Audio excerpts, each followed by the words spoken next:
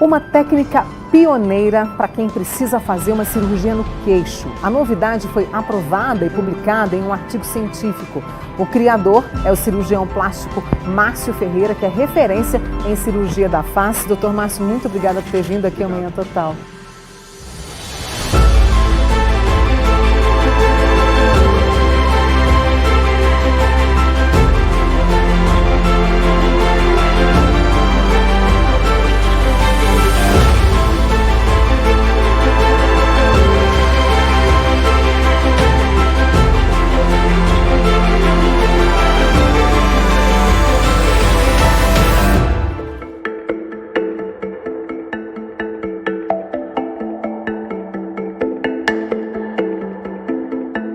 Durante o envelhecimento, a gente tem uma retração da mandíbula natural, né? A gente tem perda, além das pessoas que já têm, da genética deles, né, essa falta de queixo.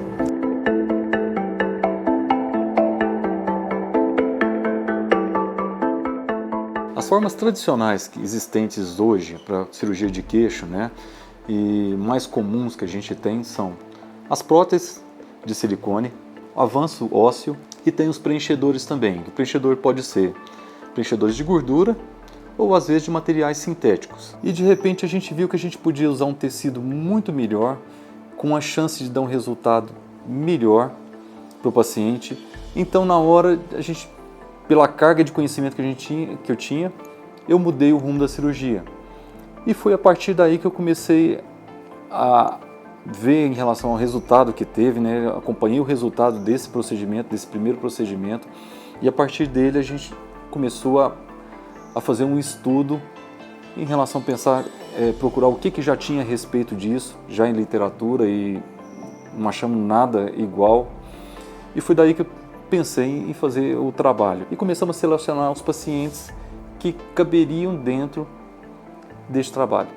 São pacientes que vieram em busca de uma cirurgia de face e todos tinham uma queixa em relação ao mento, à projeção do mento. O mento é uma das principais partes na harmonia do facial.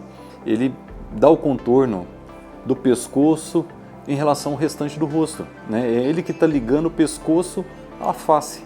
Então a falta do mento, às vezes a gente pode ter aquela sensação que está tudo se emendando, né? E quando você tem um queixo mais projetado, com um contorno melhor, essas duas estruturas elas ficam mais harmônicas e você acaba separando as duas e o contorno fica mais definido.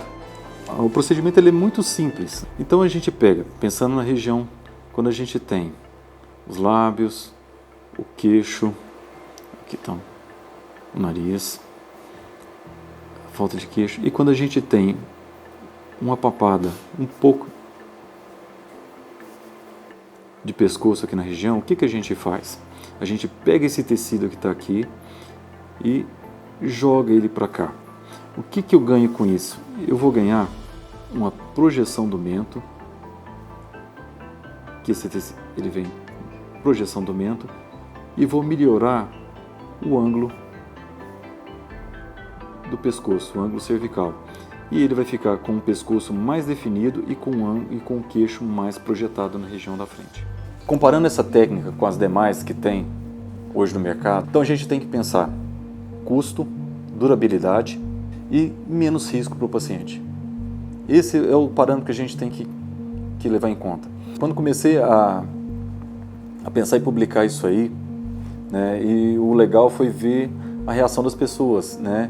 E eu lembro o meu orientador, e ele ficou muito entusiasmado com a técnica, porque ele não tinha visto nada parecido, estava muito bem documentado e os resultados estavam ótimos, né? E foi a hora que a gente pensou em levar o trabalho para fora, que apresentar ele nos Estados Unidos. This patient came to me after she had a true mandibular bone advancement, but without success. She wanted to have a chin augmentation without the use of the prostheses, fillers or bone advancement. Mas foi o único trabalho da noite que teve pergunta após o encerramento. Foi o único que teve. Não sei se foi para o meu azar ou para a minha sorte, né? Mas foi o único que teve questionamento.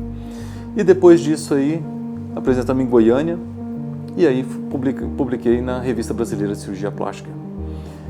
Em relação à revista, praticamente no ano passado ela teve mais de 2.300.000 leitores.